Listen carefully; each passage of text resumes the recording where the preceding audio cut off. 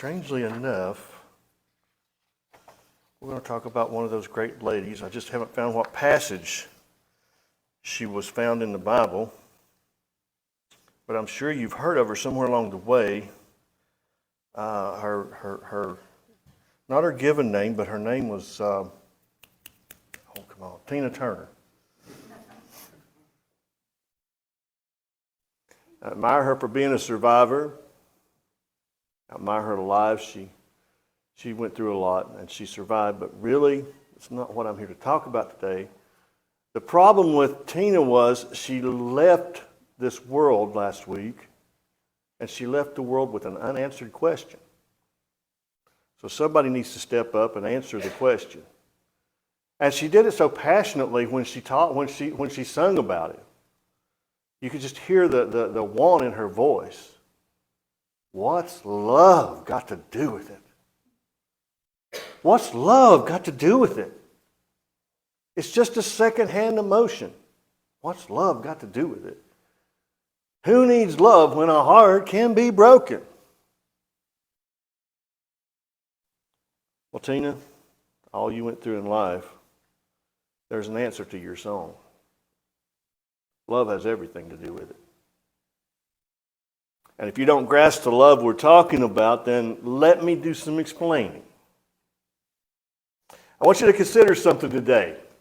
I want you to consider how much you are loved by an almighty God. Have you considered how much He's loved you? Have you considered, and husbands, you might learn something here too. He sends you flowers every spring. He sends you sunshine every morning.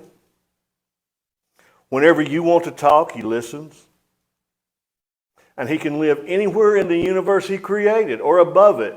But where does He choose to live when you allow it? In your heart. What's love got to do with it? That alone could be all that needs to be said. You know, we go through a lot in life. And if anyone's ever attended one of my weddings, you know this is a big part of it. But it's so much truth, it's one of my very favorite chapters in His whole Word. 1 Corinthians 13. It's not just called the love chapter, it is the chapter of love. And love, it's crazy, but it conquers all when it's God's love. And I've known this to be true. I've seen it work. And it's unbelievable what I've saw. I have a very good friend, and he lives on the concept of forgiveness and love in the right arena that God has spoken. He was trying to help a family, and their husband was a drug dealer. And the husband got mad and came to his house one night, was going to tear his house apart and shoot him. And he met him in the driveway, and he said, okay. He said, you can tear my house apart, you can beat me till I'm nothing, you can shoot me, whatever, but he said, you're not going to change the fact that I love you. He said, I find you worthwhile because God created you and you found you worthwhile. The guy put his gun back in his truck and left. He had no answer for love. I don't know what I'd have done in that situation, but admire him for what he did. Though I speak with the tongues of men and angels, but have not love, what am I? Nothing more but sounding brass or clanging cymbals. Look at me. Look, I'm here. And you know, there's things in love that we can have. We can have these things. We can have gifts of prophecy. We can understand all mysteries. We can have all knowledge and have all faith. As it says, we could remove mountains. But if you don't have the love to back it up, what have you got? If you don't have the true love in your heart that reaches out and says, I'm going to do this out because of what God has done in me. This is the same love that transformed the girl that was caught in adultery. This is the same love that met the woman at the well. This is why He was able to look at them and say, go and sin no more. It wasn't anything they could do. We within ourselves can't stop it. But when you have a true, undying, unfailing love of someone that loves you that much, do you want to hurt him? Do you want to hurt that person that loves you that much? Can you really turn, unless your heart is truly hardened the way God has hardened some hearts, how are you going to resist? How are you going to deal and push against that kind of love? When you have true love looking at you in the face and saying, go and sin no more. You have worth. You have something worthwhile in your life. You have meaning. You have purpose. Why? Because you are loved. You are loved by the truth of a message. You are loved by the truth and who a person was. You are loved because you. And that love is a changing love. It can change your life. It can change who you are, where you're at, your circumstances, where you're in. Because that love makes you see things through a spiritual eyes. And I'm talking about His love. I'm not talking about the love that we see every day in life. I've never fell in love with a truck that changed my life. I've never fell in love with, I love my Pepsis. Never changed my life. Well, it may make worse, but never changed my life. We love a lot of things in life. And it's easy to look around and say, I love that. Man, I love that. Look at that.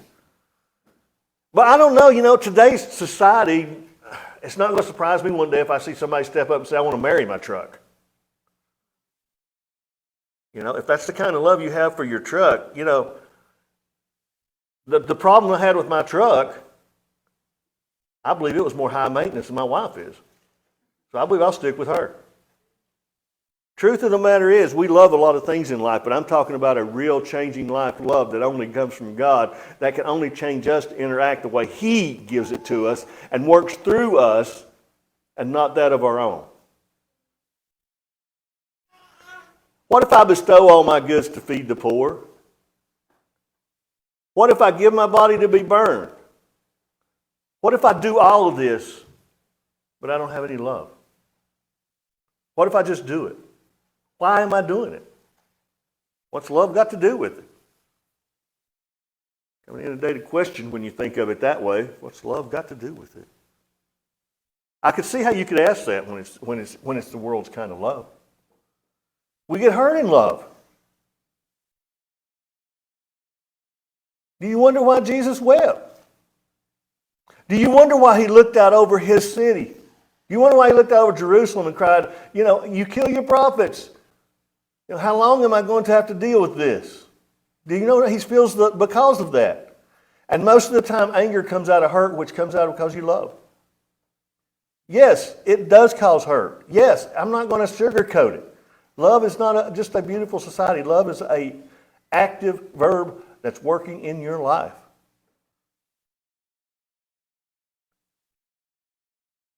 It says you don't have to go alone. It puts others before you. It lifts others up. It rejoices when there's something for them to rejoice in.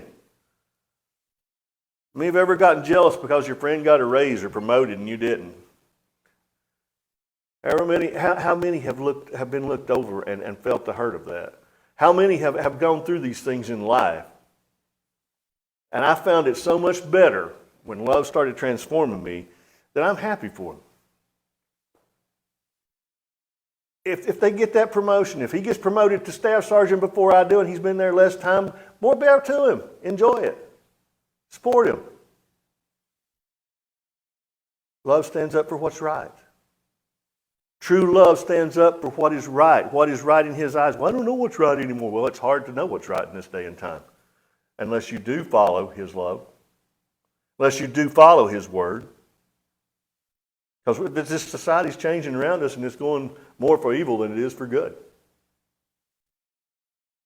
And I kept my mouth shut for a long time because I felt this love ought to be shared and given, and I will give it. But there is a time that we do have to stand up and speak for what we believe in. And I'm sorry if that offends people. But we go on to look, what is love? What's it got to do with it? Love suffers long, it's kind. This is dealing with other people. This is dealing with people in our lives and dealing with ourselves. It suffers long. It is kind. It goes to say, when you do to the least of these, you do it unto me. Have you ever looked in the mirror and maybe realized you were the least of these at that moment? Have you ever done for yourself, and that's not a selfish, that's taking care of yourself so you can reach others. In other words, have you had a tune-up with God so you can go reach others? I mean, he even tells us when we judge others to look at others, that we what? What do we remove from our own eye before we look into theirs?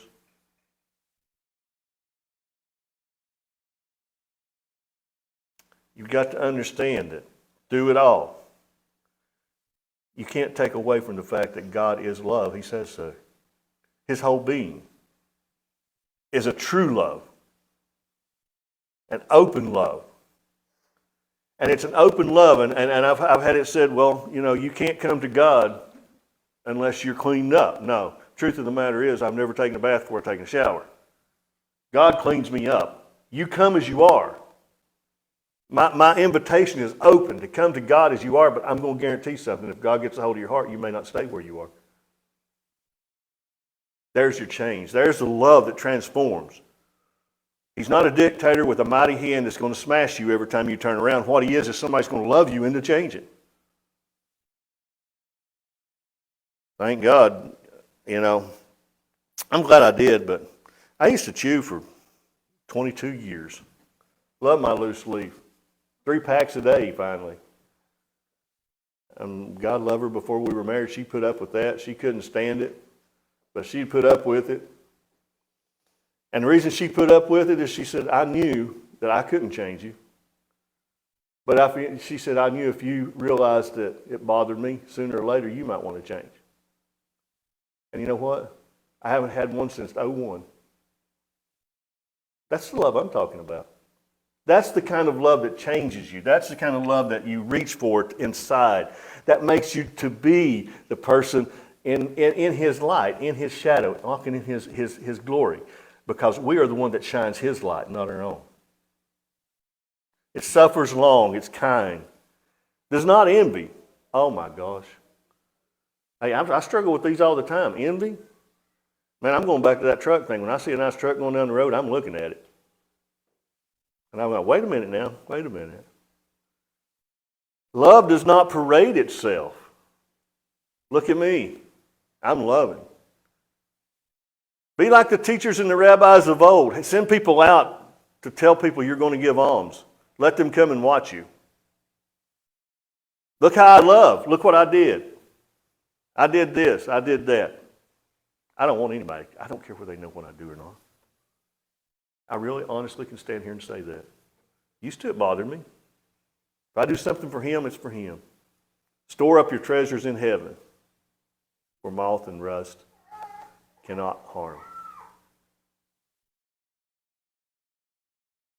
Does not behave rudely.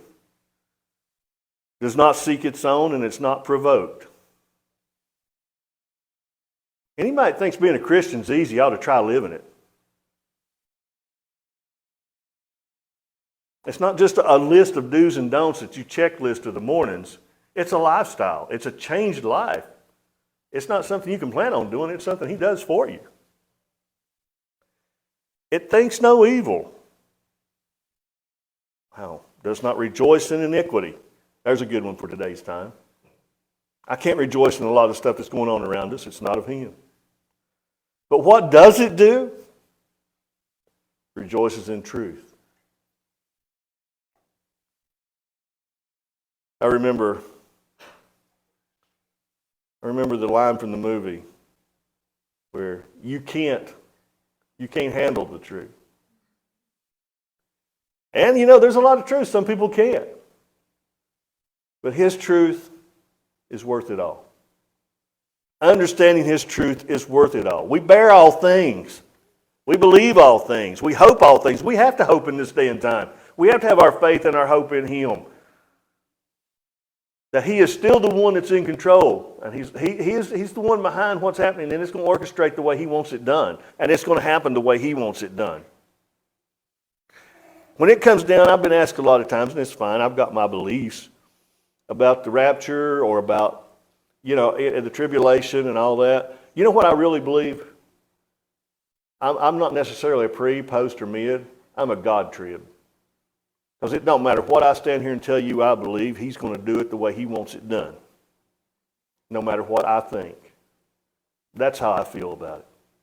And when you start looking at God's in charge, you start realizing that you don't have to be provoked. You know, somebody may see it a little different than I do, but in the end, who is it? It's God.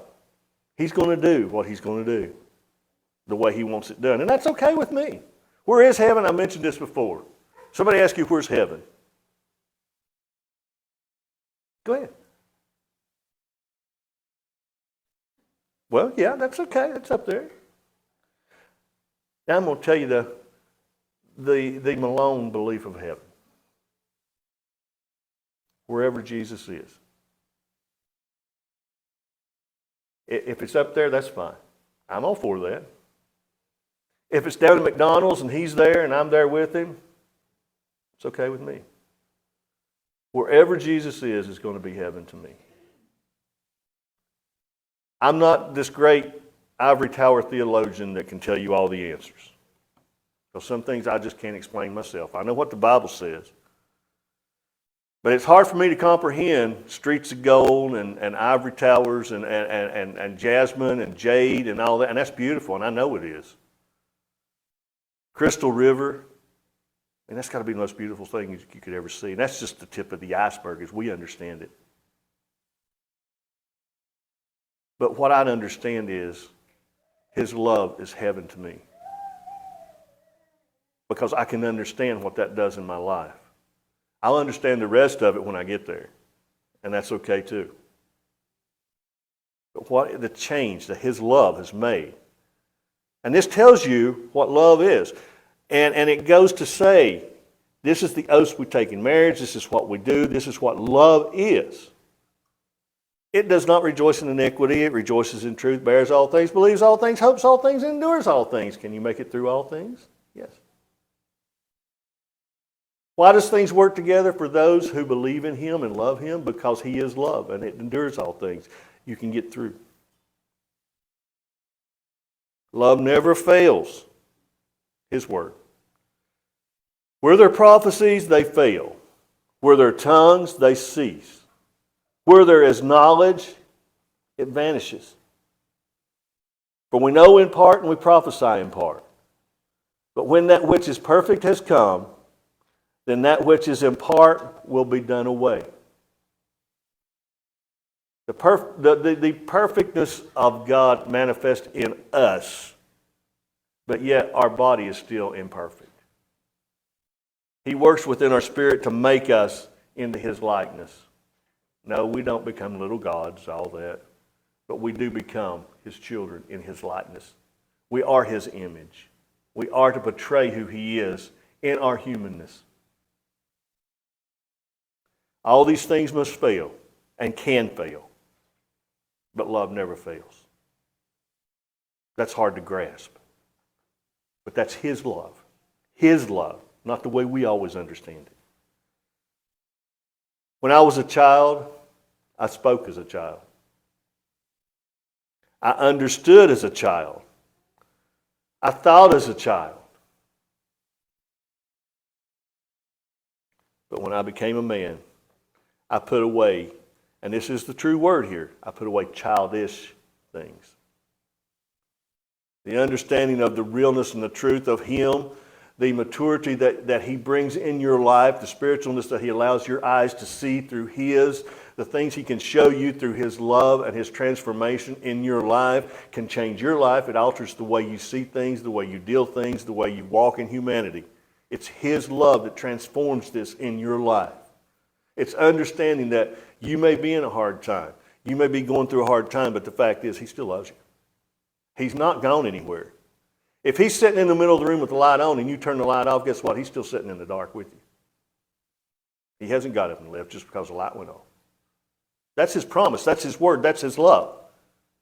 We start to understand. It tells us here, for now we see in a mirror dimly, but then we see face to face. Now I know in part, but then I shall know just as I also am known.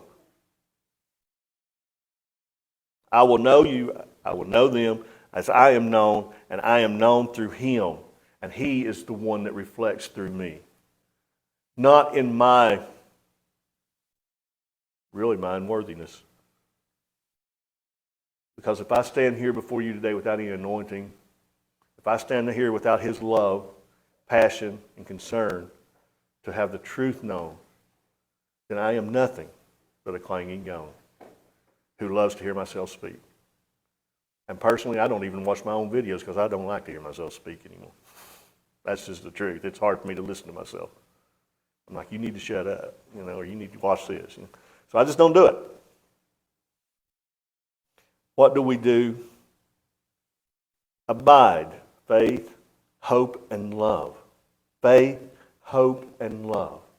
If you don't remember anything else today, remember those three words. Faith, hope, and love.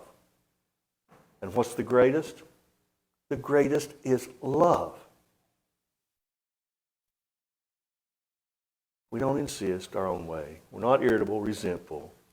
We do not rejoice in wrongdoing, but in truth. We bear all things, believe all things, hope all things, endure all things. Love never ends. So when you hear God is love and you wonder what that is, there's your answer. And what I would say to Miss Tina today, you've left leaving questions unanswered. So Miss Turner, I would like to say, have you considered God has fallen in love with you?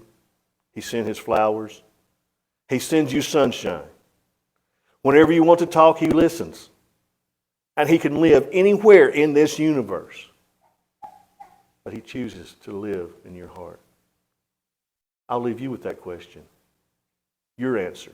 Now, what's love got to do with it? Blessings.